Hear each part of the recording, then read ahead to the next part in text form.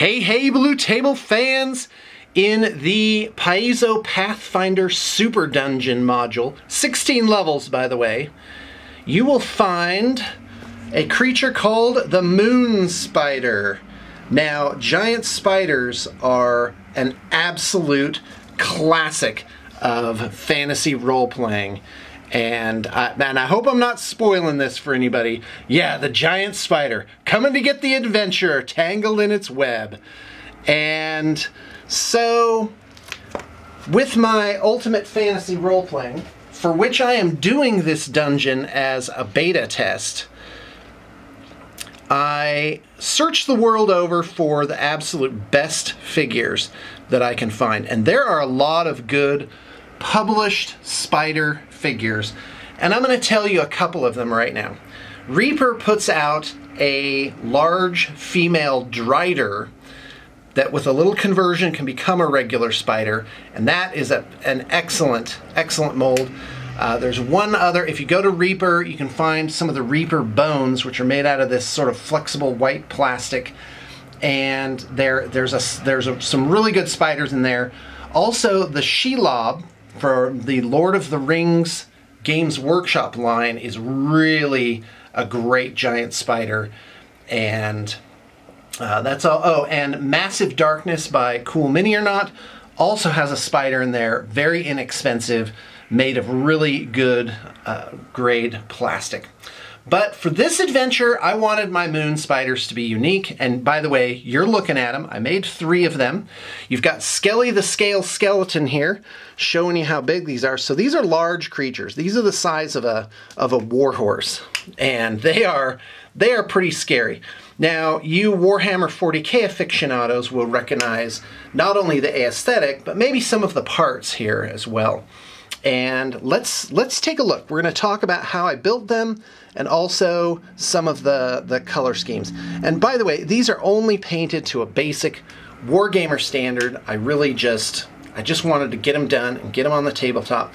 I don't pretend to be a boutique painter. I have other people on the Blue Table crew that do the high-level display quality painting.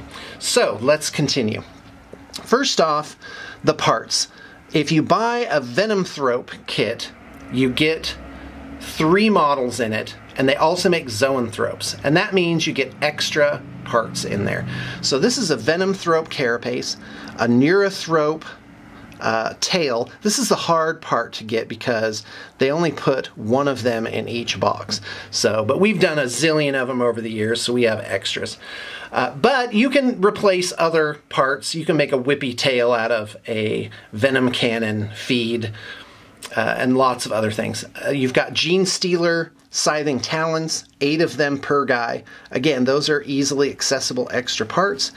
And I just put green stuff underneath and got them where I wanted them, and then I just put in like a ton of super glue, and that forms kind of this gooey body underneath them. But you'll notice if you look, there's a peg, and that's a flight stand that's been cut down and glued into the base. And so really these guys are just floating on top of the base. And guys, I gotta tell you, that is really good advice for doing any sort of model where it has legs that don't really connect with the base very well, which is drill them, pin them, and just make them float right above the base with their legs just barely touching, and that'll give them that real dynamic feel, like these guys kind of have this feeling like they're leaping, they're moving along.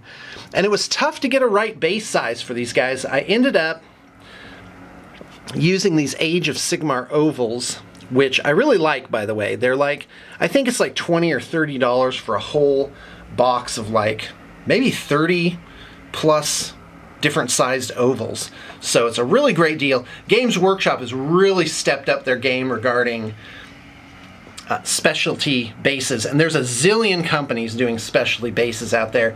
And I gotta give a shout out though to who I believe are the kings of specialty bases and other accessory items, and that's secretweaponminiatures.com. The owner, Justin McCoy, is absolute salt of the earth. He has really built a shop up from from just like a small, very, very small operation, probably in his garage. But now he employs people. It's really fantastic. It's an American success story. So anyway, yeah, shout out to Justin and Secret Weapon Miniatures. Those guys are absolutely fantastic. So anyway, I built my 3 spiders. There's like, I don't know, there's like 12 of them on the level, so you know, I just ended up reusing them again and again. Sometimes in an encounter, like let's say the encounter level calls for, you know, I need 5 of these guys to challenge the party. I just do a cycling. So like when they kill one, another one pops up from somewhere else. And it gives sort of this realistic, chaotic effect, and also stretches those miniatures. All right. By the way, the fangs are made from Tyranid Warrior Rending Talons. I just cut those down and glued those underneath. So they have that like this weird sort of faceless thing going on, and I love these models. I love how they turned out. I'm really patting myself on the back for my conversion work. The painting's really, really simple. I almost always start with a black base, even if I'm going to build something up to relatively bright. So my painting does tend to be a little dark. But for these guys, I did if I can even remember, I did a black, a 2-tone of rust brown primer, and then I just really put on an almost 100% layer of somber gray.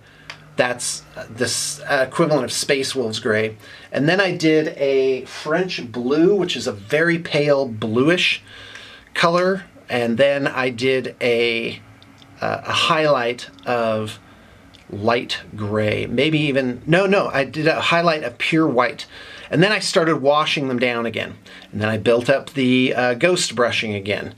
And then I washed them a little bit more, and then you have what you see before you. And of course, I made the talons. A lot of times people see talons and they go, oh, it's bone, let's make them an ivory color.